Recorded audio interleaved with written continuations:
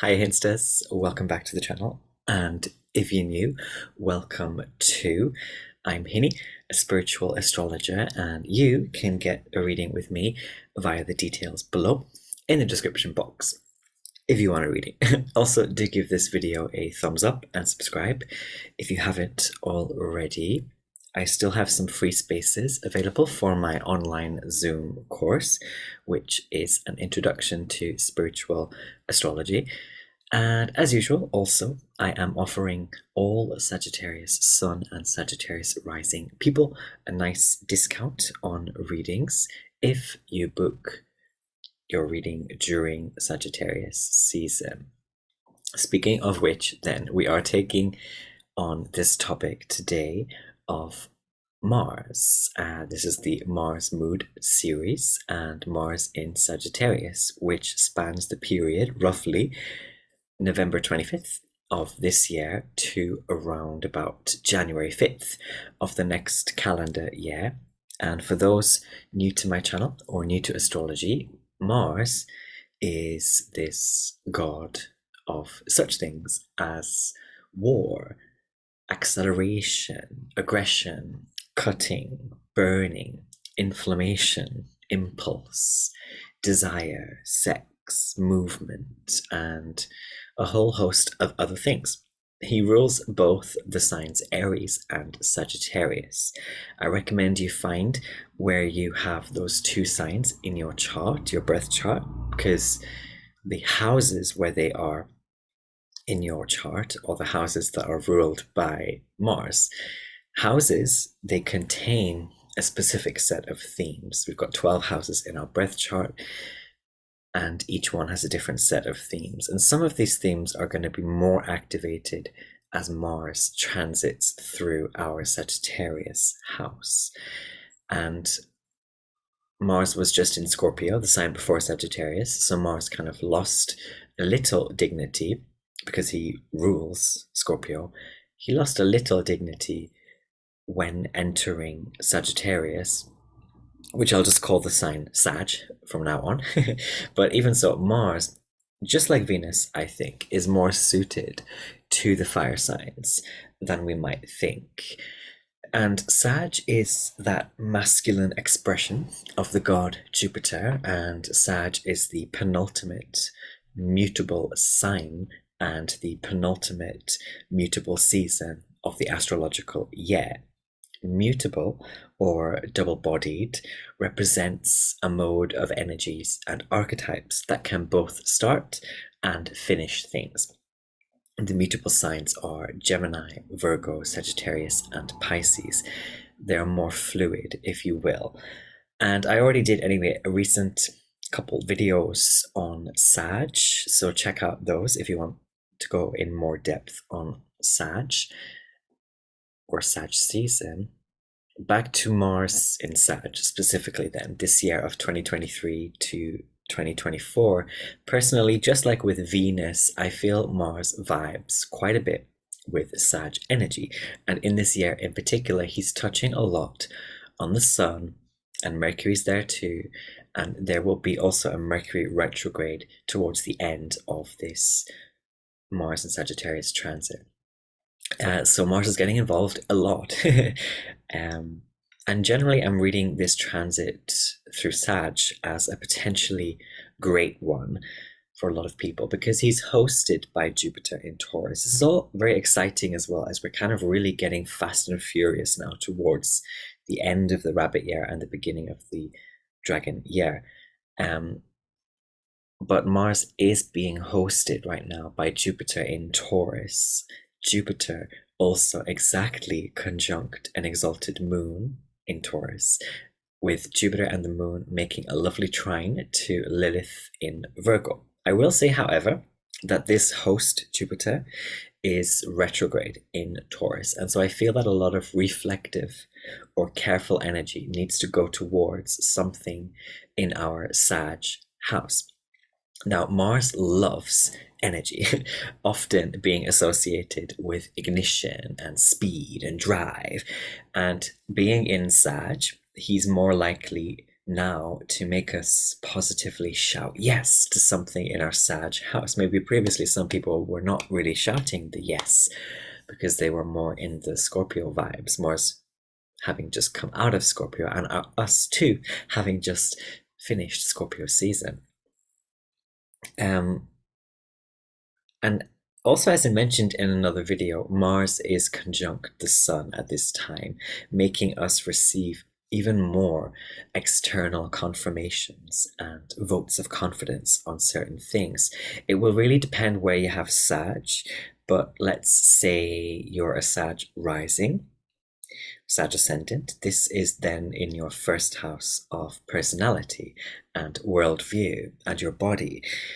If it's in your second house, that's money, your food, the energy you put into things, especially work.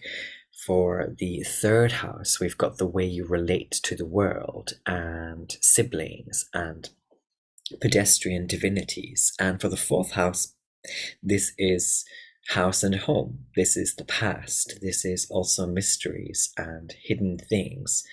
The fifth house would include children, pleasure, and things like dating and romance. And the sixth house, which is where I have Sag as a Cancer rising, includes things like bad fortune and suffering and hiring others, that sort of fun stuff. The seventh house then would be your partner's negotiations and evening revelry. The eighth house includes stuff like inertia and shared contracts and fears and so on. Sag in the ninth house is things like higher education, your right way. This is purposeful trips abroad or kind of further afield from where you normally are somehow.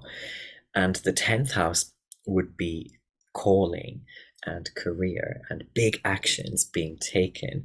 The 11th house is good spirit. This is friends and allies and special people you connect with to help you realize ambitions. The 12th house, finally, would be things like losses. This is bad spirit and also hidden treasures. And this is how and where we undo ourselves or trip ourselves up. The prominent thing I'm getting for this particular Martian transit is coming from the exact conjunction Mars makes with Ceres at the beginning. Ceres is often associated with harvests and seasonal governance and is one of the cutting gods. And we have then two cutting gods, Mars and Ceres, together in the happy-go-lucky sort of sign of Sagittarius, affirmed by the Sun as well, giving them not only an invitation for wise reflection and illumination of something in our Sag house, but also a very ready and ripe kind of energy for making one or more major cuts to something or someone that has still been hanging on, maybe even for like more than 6 months. And this is getting out of that thick mud. Some people will be very lucky now and find that thing or that person or that place that pulls them up and away, and they really are launched into something that might have some collateral damage, but something that is about propelling forward or getting onwards and upwards. And I also feel that Mars in Sagittarius will take stragglers, will remember the friends who stuck with him, and Ceres quite cleanly smooths the rough edges and allows something more sure, but also more light to be concluded. So there is this Jupiter energy, this Sag energy of lightness and happiness and giddiness and excitement. This is like, for some people, healing from a disease and deciding to no longer associate with the behaviors or the people, whatever it was that was mostly causing that disease or that led to that disease. And it's also going to be, for a lot of people, about knowing when to stop or where to stop, like the line. Where is the line? Where is the limit? And it's like we're decorating a house, it's knowing when we don't need to add more, which can sometimes be difficult in Sag season. But this season, I feel there's a lot of wisdom coming through, and people have a lot of friends or contacts with like pretty good advice. I also think a lot of people will be reminded now to slow down a bit, or to temper their pace, and to check the times, to check what their contracts say, to remember what they promised to this or that person or to themselves. And Lilith, making that trine to the host of this transit, can give us loads of original ideas, and this want to spread everything like it's the gospel.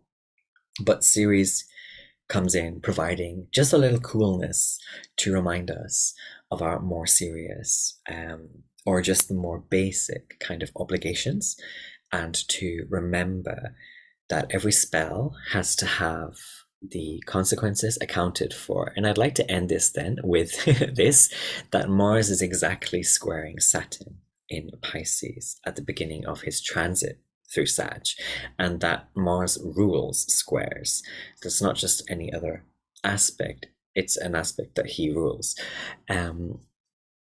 Hence, even more an opportunity for many people to get stuck into some wise, serious vibes, to kind of willingly engage with something that is maybe challenging or irritating. And for Sag risings, this could be to do with you and your home, this kind of agitation or challenge or irritation. And Sag in your second house then could be your money and your fun. And for the third house, this could be siblings or friends or neighbors, and there being something unlucky going on or unfortunate going on, or some kind of struggle. And the fourth house, this could be like your home and your partners.